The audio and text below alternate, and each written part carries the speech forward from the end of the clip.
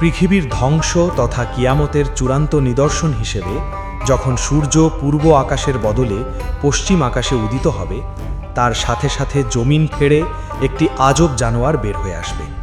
তখন থেকে তওবার দরজা একেবারে বন্ধ হয়ে যাবে এবং সেই প্রাণীটি মুমিন এবং কাফেরদের মধ্যে চিহ্ন এঁকে দেবে এবং সে বলবে, আজ থেকে তওবার দরজা বন্ধ হয়ে গেছে। মুমিনদের কপালে লিখে দেবে মুমিন এবং কাফেরদের কপালে লিখে দেবে কাফের।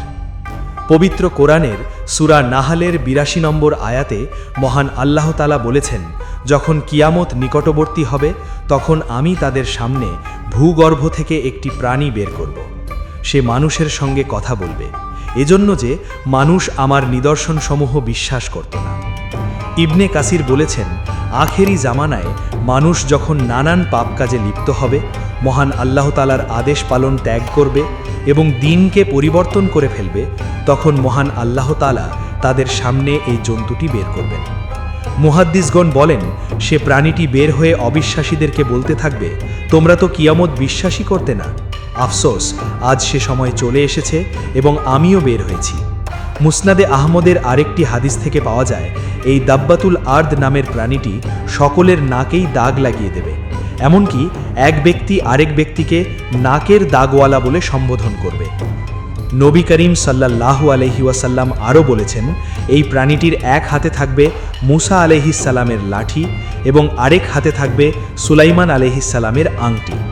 মুসা আলাইহিস সালামের লাঠি দিয়ে মুমিনদের চেহারাকে সে উজ্জ্বল করে দেবে, আর সুলাইমান আলাইহিস সালামের আংটি দিয়ে কাফেরদের নাকে দাগ কেটে দেবে। লোকেরা দস্তরখানের বসে একে অপরকে বলবে, হে মুমিন, হে কাফের। এই প্রাণীটি হবে মানব জাতির কাছে পরিচিত চতুষ্পদ জন্তু সমূহের মধ্যে সবচেয়ে ভিন্ন আকৃতির। সেটি মানুষের সঙ্গে কথা বলবে। প্রাণীটি কোন শ্রেণীর হবে এটা নিয়ে আলেমদের মধ্যে মতভেদ রয়েছে। ইমাম কুরতুবী রাহমাতুল্লাহ আলাইহি বলেন, এটি হবে হযরত সালেহ আলাইহিস সালামের উটনির বাছুর। যখন কাফেররা উটনিকে হত্যা করে ফেলল, তখন বাছুরটি পাথরের মধ্যে ঢুকে পড়েছিল। সেটি মহান আল্লাহ তাআলার অনুমতিক্রমে আবার বের হয়ে আসবে কিয়ামতের পূর্বে এবং মানুষদের মধ্যে সত্য মিথ্যার পার্থক্য করবে, কাফের এবং ঈমানদারদের আলাদা করবে। তো যাই হোক, কিছু কিছু মুহাদ্দিসগণ তার এ বর্ণনাকে অগ্রাহ্য বলেছেন। আবার অনেকে বলছেন এটি হচ্ছে সেই সাপ যা কাবার দেওয়ালে ছিল। কুরাইশরা যখন কাবা ঘর নির্মাণ করার ইচ্ছা পোষণ করল, তখন সাপটি তাদের নির্মাণ কাজ শুরু করতে বাধা হয়ে দাঁড়িয়েছিল। একটি পাখি এসে সাপটিকে নিয়ে গেলে নির্মাণ কাজের বাধা দূর হয়ে যায়, কিন্তু এ কথার পক্ষেও কোনো সুস্পষ্ট দলিল নেই। এমনকি আরও অনেক কিচ্ছা কাহিনী বর্ণিত আছে। এগুলোর প্রতি আসলে গুরুত্ব দেবার কোনো প্রয়োজন নেই, কারণ এই সকল ঘটনার কোনোটির পক্ষেই সুস্পষ্ট হাদিস বা দলিল পাওয়া যায় না।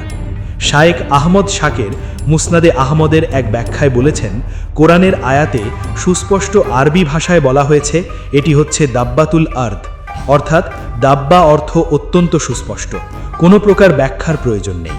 এবং আমরা বিশ্বাস করি যে আখেরি জামানায় একটি অদ্ভুত ধরনের জন্তু বের হবে, যেমনটা আল্লাহ কোরআনে বলেছেন, সে মানুষের সঙ্গে কথা বলবে। পবিত্র কোরআন ও সাহি হাদিসে তার নির্দেশনা বর্ণিত রয়েছে, তাতেই আমরা বিশ্বাস এনেছি। পৃথিবীর সর্বশ্রেষ্ঠ এবং সম্মানিত মসজিদ থেকে হযরত ইবনে উমর রাদিয়াল্লাহু তাআলা আনহু বলেন, সাফা পাহাড় ফেটে প্রাণীটি বের হবে। তিনি বলেন, আমরা যদি চাইতাম তাহলে যে স্থানটি থেকে বের হবে তাতে পা রেখে দেখাতে পারতাম। জন্তুটি 3 বার বের হবে।